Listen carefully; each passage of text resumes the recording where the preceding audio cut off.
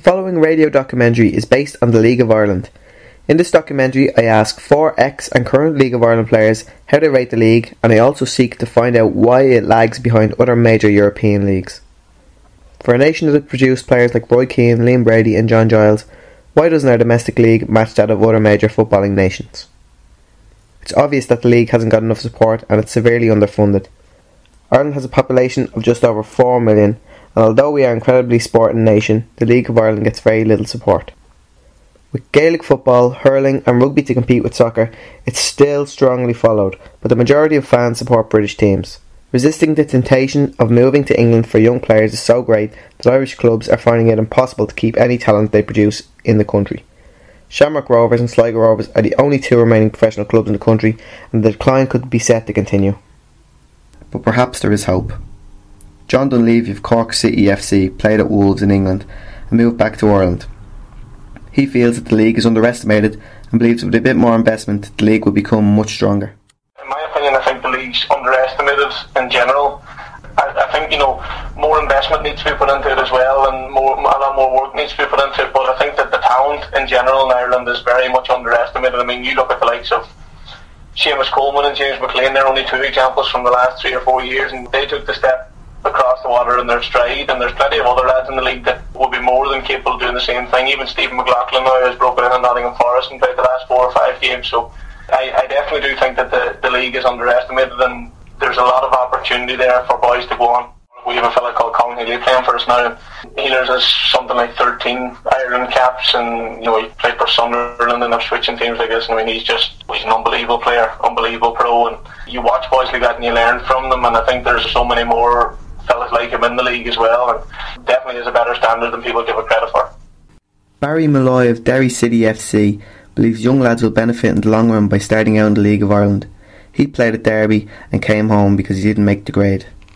He spoke about players like James McLean and Seamus Coleman, who began their careers in the League of Ireland and went on to take the Premier League by storm. James McLean's an old one. He never really, caught the head close when he was very young, and he's went on to do really well for himself. So I think, boys have benefited from going on and playing on a competitive level before they go to England. The financial situation so poor at many League of Ireland clubs, Barry says it is vital that clubs start bringing through talent and concentrating on their youth academies more. The sort of financial side of the game it's been lacking in the last 5 or 6 years, where certain clubs went into financial difficulties. That all comes down to families and things like that, and I think the league has probably suffered in the last couple of years, but I think that the main thing for Irish clubs now is they sort of look to do this and try and bring young players through and try and nurture them into the first team. Barry says there's a lot of talent in the league and the players are underestimated. Some of these players would be well capable of walking into British teams, according to Barry. There's good players, I think our league is very physical. It's a lot to do with the physical side of football and fitness and stuff like that. So boys here, if they're doing well here, and they're obviously clued into that side of the game, they're physical and things like that. And when they go to England, then they're ready for that challenge. Whereas sometimes young lads go over to England and they find it difficult to adapt to that. But I think when you say Keegan's went away, done well for himself, James McLean, Steve McLaughlin, Keith Fahey, these are boys who've played for a good number of years in the League of Ireland, and they're experienced with European football and stuff like that, so they're more than capable of going on to play in the Championship level at least. Ex-Aston Villa man John McGrath says it's so hard to turn down a move to the UK. It is a pull factor that the Irish League has never had. If the opportunity is there, it's hard to turn down an English club when the opportunity is there. If you turn it down and it doesn't come again in 4 or 5 years' time when you've played 40, 50, 60 games at Cork City, are you always going to regret not going? It's a catch-22 situation. I do believe players need to play games. You just can't go straight into playing Premiership or Championship football, or even League 1 or League 2 football. It's a different kettle of fish.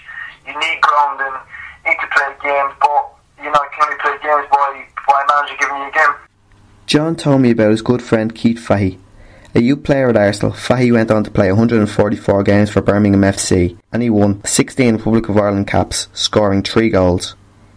He is now back in Ireland, and John says this is very positive for the Irish leagues. He was over initially, and Keith actually came to Villa when I was there, and then he went back again, and he kind of lost his way a little bit, and then had a great couple of seasons in Ireland. Ireland, and then obviously signed for Birmingham and had a couple of years in the Premier League over here. He's gone back now, and he loves it, you know, and it's a great advertisement for the FAI leagues, because they're attracting players like Keith Fahey to come back now.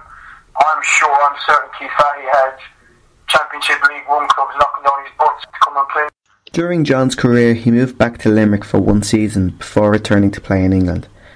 His experience there was very different to what he was used to in England, and he's surprised at how basic facilities at home in Ireland were. In hindsight, I had a couple of offers in England, but it's something I always wanted to do. I always wanted to play for Limerick, you know, being a hometown lad and playing in front of my mates, my mum and dad, my family on a weekly basis. It was just vastly different to what I was used to in terms of, you know, training, games, pitches and things like that. So I enjoyed it, but the thing for me was I was still living in England. I was flying over for training and some games, and I was missing my family, you know, my wife and 2 kids and that. So it wasn't ideal, but it's something that I can't regret, because, you know, I got my hometown team. So even with a lack of funding, the league is producing quality players. In recent years, Kevin Doyle, Seamus Coleman and James McLean broke through in Ireland first, before moving to a club in the UK. With a little bit more support, the league can grow stronger, and perhaps the national side will benefit too.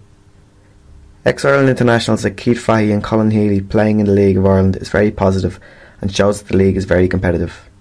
Thank you for listening.